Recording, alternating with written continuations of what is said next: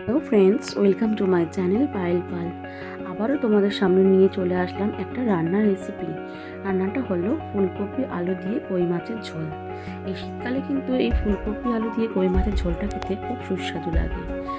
মাছগুলোকে নুন হলুদ মাখিয়ে একটু রেখে দিয়েছিলাম। তারপরে একটা গুঁড়ো মশলা রেডি করে নিয়েছিলাম।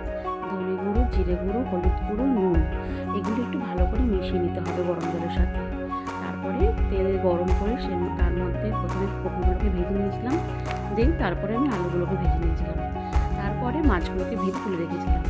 আর তেলের মধ্যে আমি দিয়ে দিয়েছিলাম প্রথমে তুলে রাখা মশলাগুলো, আর তারপরে দিয়ে দিয়েছিলাম একটু আদা বাটা আর একটু কাশ্মীরি লঙ্কার গুঁড়ো, টমেটো পিউরি আর কড়াইশুঁটি। এগুলোকে ভালো করে মশলাগুলোকে কষে নেব। সুন্দর করে মশলা থেকে তেল ছেড়ে গেলে তারপরে এর মধ্যে আমি দিয়ে দেবো আর কি ভেজে রাখা আলু আর ফুলকপিগুলো।